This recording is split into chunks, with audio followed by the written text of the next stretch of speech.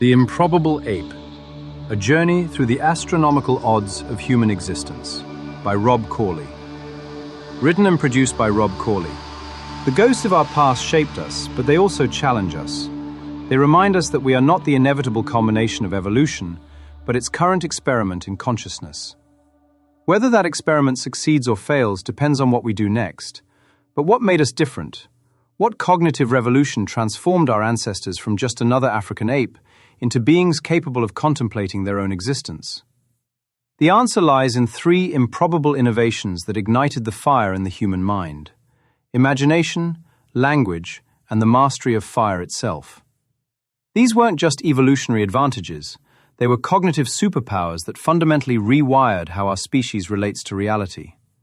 Together, they created something unprecedented in the history of life, a species that could live as much in the world of ideas as in the physical world, beings who could reshape their environment through the power of shared imagination.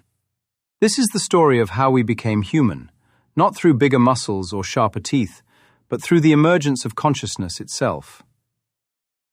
The spark in the cave. Picture a scene from 40,000 years ago. The air outside is razor cold, thick with mist and the distant howl of a wolf pack. But inside the cave there is light, a flickering amber glow that illuminates the stone chamber, casting dancing shadows across the walls like spirits come to life. A small band of humans sits in a loose circle around the fire, their faces painted with ochre and soot. Children cluster near their mothers. The oldest among them, his weathered face etched with the wisdom of countless seasons, slowly lifts a charred stick from the flames. He rises and walks to the wall, where images already dance in red ochre and charcoal. Bison mid-leap, horses in full gallop, handprints pressed against stone like signatures from another world. He touches one gently, reverently, then turns back to the group. His hands move through the smoke, miming the chase, the thunder of hooves, the whistle of spears. But then something extraordinary happens. His voice rises, deep and melodic, and he begins to speak not just of the hunt that was, but of the hunt that could be. He gestures to the painted animals and tells of their spirits, of the great mammoth that walks in the clouds, its breath forming the wind, its tusks carving rivers through the earth. The children's eyes widen. The hunters lean forward. They are no longer just sitting in a cave. They are transported to a mythic landscape where beasts talk, ancestors watch, and destiny can be shaped by a well-told tale. They are not merely surviving, they are imagining. And what makes this scene staggering is how close it came to never existing. This moment represents the culmination of a profound transformation in the human mind, what scientists call the cognitive revolution. It wasn't a sudden flash of insight, but a gradual, intricate dance of biological and cultural evolution that unlocked unprecedented mental capabilities. For this scene to occur, 1,000,000 improbabilities had to align perfectly. The human vocal tract had to evolve in ways that seem almost counterproductive. Our larynx sits dangerously low in our throat, increasing the risk of choking, but allowing for the complex sounds that form the foundation of language. Our brains had to grow not just larger, but differently, with regions responsible for symbolic thought and long-term planning expanding and interconnecting in ways that consume enormous amounts of energy. The mastery of fire, controlled combustion that is far from intuitive, had to be discovered, maintained, and passed down through countless generations. Any one of these innovations could have been lost at any point, ending the story before it truly began. But they weren't lost. Instead, they combined to create something unprecedented. A species capable of living in multiple realities simultaneously. The physical world of hunting and gathering, and the imagined world of stories, spirits, and shared meaning. The birth of inner worlds. Somewhere between survival and transcendence, early humans began to create, not just tools for practical purposes, but art, images that served no immediate survival function, yet seemed essential to their humanity. In the caves of Lascaux and Chauvet in France, paintings dating back 17,000 to 36,000 years detect wild horses, charging aurochs, and abstract symbols that still puzzle archaeologists today. These aren't mere representations of reality. They are interpretations, imbued with meaning and spiritual significance that required a fundamental leap of imagination. The act of creating these images demanded something revolutionary, the ability to conceive of something not physically present and translate it into visual form. When a Paleolithic artist painted a bison on a cave wall, they weren't just recording what they had seen. They were creating a symbol that could represent all bison, the idea of bison, or perhaps the spirit of bison. This capacity for symbolic thought appears throughout the archaeological record of early modern humans. The Venus figurines, small sculptures of female forms carved from stone, ivory, or bone, suggest the ability to represent abstract concepts like fertility or femininity, rather than specific individuals.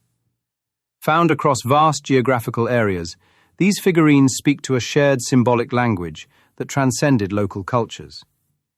Even more profound are the burial practices that emerged during this period. Bodies arranged with red ochre, grave goods, and animal bones reveal more than respect for the dead. They hint at belief in something beyond physical existence. These weren't just corpses being disposed of. They were souls being prepared for a journey to another realm. This is where imagination truly begins to weave the fabric of human society. For the first time in Earth's history, a species was creating shared narratives and beliefs that could bind communities together across space and time. The cognitive archaeologist Stephen Mithen argues that this revolution occurred when previously isolated mental faculties began to integrate. Early hominins possessed distinct intelligences, technical skills for tool-making, social intelligence for group dynamics, and natural history knowledge for understanding the environment. But these operated in separate cognitive domains, like isolated departments in a company. The cognitive revolution was the moment when the walls between these domains came down, allowing for unprecedented cognitive fluidity. A hunter could now see a lion not just as a predator to be avoided, but as a symbol of strength, a clan totem, or a spirit to be appeased. This mental cross-pollination enabled metaphor, analogy, and the kind of creative thinking that defines human innovation. This cognitive fluidity also enabled the development of theory of mind, the ability to understand that others have beliefs, desires, and intentions different from one's own. This isn't just empathy, it's the capacity to model another person's mental state, to predict their actions, and to cooperate or compete with unprecedented sophistication. Imagination was an evolutionary gamble. It consumed energy that could have been used for immediate survival needs. It risked delusion and distraction from real threats. But it also enabled planning, innovation, and the cultural transmission that would become humanity's greatest advantage. The revolution of words. But imagining complex scenarios means little if you can't share them with others. This is where language enters the story, perhaps the most complex and miraculous communication system ever evolved. The origins of human language remain one of science's greatest mysteries. Unlike other evolutionary innovations, language leaves no fossil record. We can only infer its development from indirect evidence, changes in skull structure that suggest vocal tract modifications, the appearance of symbolic artifacts that imply complex communication, and the genetic mutations that enabled our unique linguistic abilities. What we do know is that human language possesses capabilities that set it apart from all other animal communication systems. Three features make our language uniquely powerful. Syntax allows us to combine words according to rules that create infinite meaning from finite elements. We can construct sentences that have never been spoken before, yet other speakers immediately understand them. This generative capacity means that human language is truly unlimited in its expressive potential.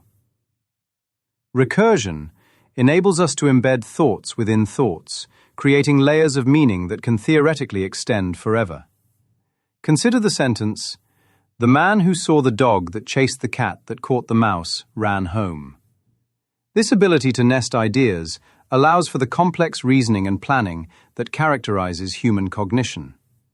Displacement gives us the power to discuss things that are not present, past events, future possibilities, imaginary scenarios. This capacity is crucial for planning, storytelling, and creating the shared myths that bind human societies together.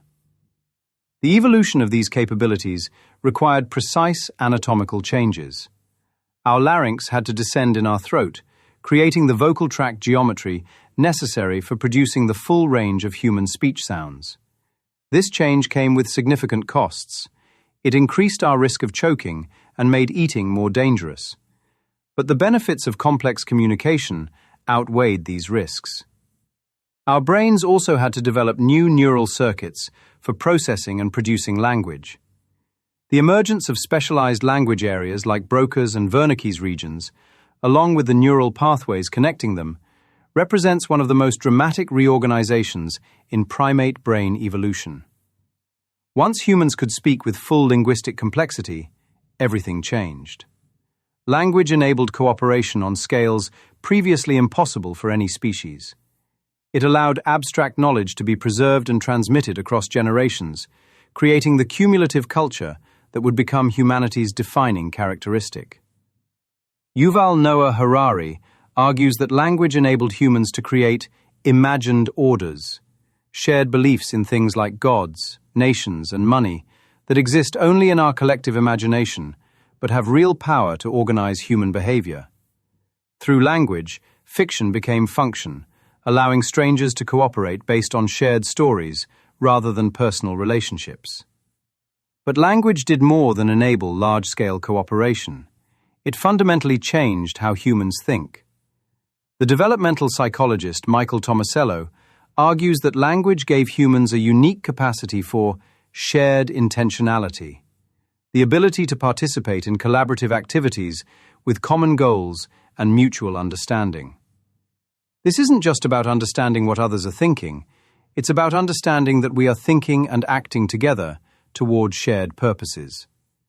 This shared intentionality, facilitated by language, enabled the development of cumulative culture. Unlike other species, where knowledge often dies with each generation, humans could build upon the discoveries and innovations of their predecessors. Each generation could start where the previous one left off, leading to an accelerating pace of technological and cultural development that continues today. The taming of the flame. Before the stories and before the words, there was the spark. Fire, the original transformer that separated humans from all other species. The archaeological evidence for controlled fire use stretches back over 1 million years. Sites like Wonderwork Cave in South Africa and Gesher Benot Yaakov in Israel contain hearths, charred bones, and burnt plant remains that testify to our ancestors' growing mastery over combustion. But controlling fire was far from inevitable. It required overcoming powerful instincts and developing complex knowledge that could easily have been lost. Most animals flee from fire. The ability to approach flames, maintain them, and use them for human purposes required a fundamental rewiring of primate behavior. Early humans had to learn not just how to keep fires burning, but how to start them, control them, and transport them safely. This knowledge was fragile. A single generation's failure to pass on fire-making techniques could have set human development back thousands of years. The evolutionary biologist Richard Wrangham argues that cooking was the crucial innovation that enabled human brain evolution. Cooked food is easier to digest, safer to eat, and provides more calories per unit of effort than raw food. This caloric boost was essential for supporting the energy-hungry brains that would become humanity's defining feature. Cooking breaks down tough plant fibers and denatures proteins, making nutrients more readily available. It also kills parasites and bacteria that could cause disease. The improved nutrition and reduced disease burden from cooked food may have been crucial factors in allowing human populations to grow and spread across diverse environments. But fire did more than improve nutrition. It fundamentally transformed human social life. The controlled use of fire extended the day, creating time for social interaction after dark. Around campfires, humans could gather to share food, tell stories, and strengthen social bonds. Fire became the physical and symbolic heart of human communities. The warmth provided by fire allowed humans to expand into colder climates, opening up vast new territories for colonization. Fire also provided protection from predators, turning humans from prey into the dominant species in most environments. The ability to harden wooden tools in flames gave early humans more effective weapons and implements. Perhaps most importantly, fire created the conditions for the development of complex culture. The extended social time around campfires provided opportunities for storytelling, teaching, and the transmission of knowledge. It was likely around fires that the first myths were told, the first songs were sung, and the first complex social rules were established. Fire also enabled humans to begin reshaping their environment on a large scale. Controlled burning could be used to manage landscapes, encourage the growth of useful plants, and drive game animals. This was humanity's first step toward the large-scale environmental manipulation that would eventually lead to agriculture and civilization. The cognitive trinity: imagination, language, and fire. These three innovations formed a cognitive trinity that lifted our species out of the animal world and into something unprecedented. They didn't evolve in isolation, but reinforced each other in powerful feedback loops. Fire provided the nutrition and social conditions necessary for brain growth and complex culture. Larger brains enabled more sophisticated imagination and language use. Language allowed for the precise transmission of fire-making techniques and the stories that gave meaning to human existence. Imagination created the mental worlds that language could describe and that firelit gatherings could explore. Together, these innovations created something entirely new in the history of life, a species that could live simultaneously in multiple realities. Humans became capable of inhabiting not just the physical world of hunting, gathering, and survival, but also the imagined worlds of stories, spirits, and shared meaning. This capacity for multiple realities gave humans unprecedented flexibility in responding to environmental challenges. When physical solutions weren't available, humans could imagine new possibilities. When individual knowledge was insufficient, language allowed for the pooling of collective wisdom. When natural resources were scarce, fire enabled the creation of new tools and techniques. The cognitive trinity also enabled humans to transcend the limitations of their individual lifespans. Through language and imagination, humans could preserve knowledge across generations, building upon the discoveries of their ancestors. Through fire-lit gatherings, they could create shared cultural memories that outlasted any individual life. This transcendence of individual limitations was perhaps the most revolutionary aspect of human cognitive evolution. For the first time in Earth's history, a species could accumulate knowledge and culture across generations, leading to an accelerating pace of innovation that continues today. The price of consciousness. But the cognitive revolution came with costs that we're still paying today. The same imagination that enabled planning and innovation also made humans capable of anxiety about the future and regret about the past. The ability to conceive of death gave humans the burden of mortality awareness that no other species carries. Language enabled cooperation, but also deception on unprecedented scales. The capacity for shared imagination that binds human societies together can also be used to create destructive ideologies and false beliefs.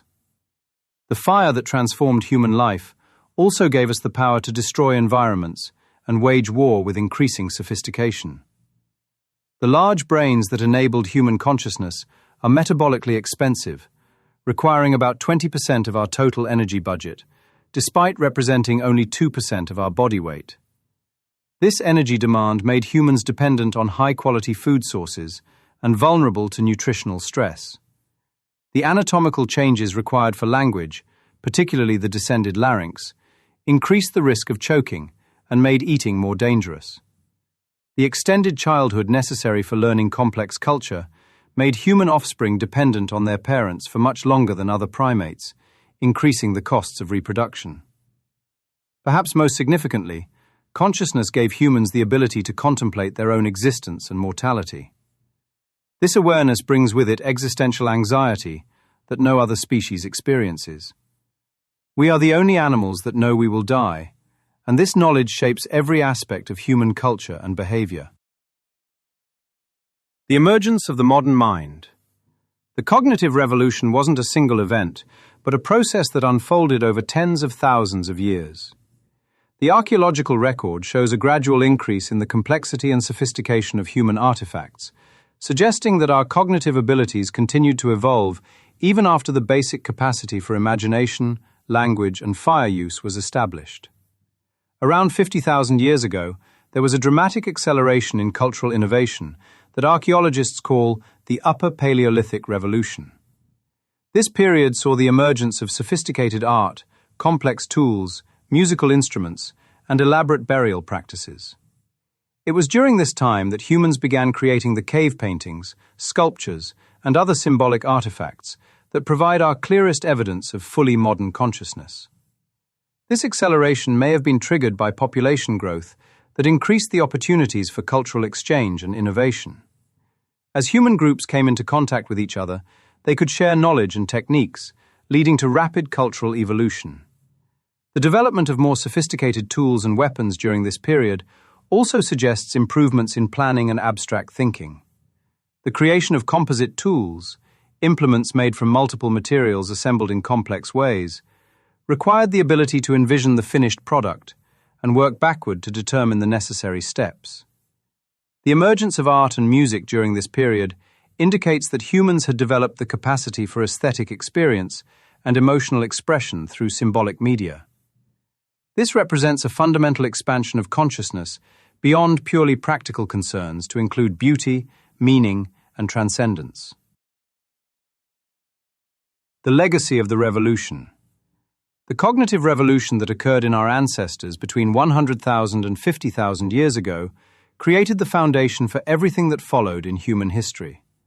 Agriculture, writing, science, technology, art, religion, philosophy.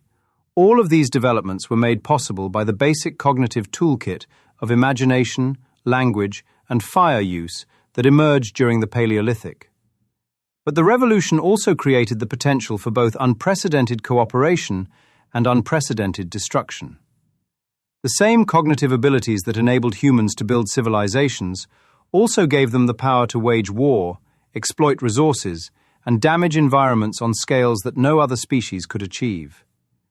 The fire in the human mind burns with both creative and destructive potential.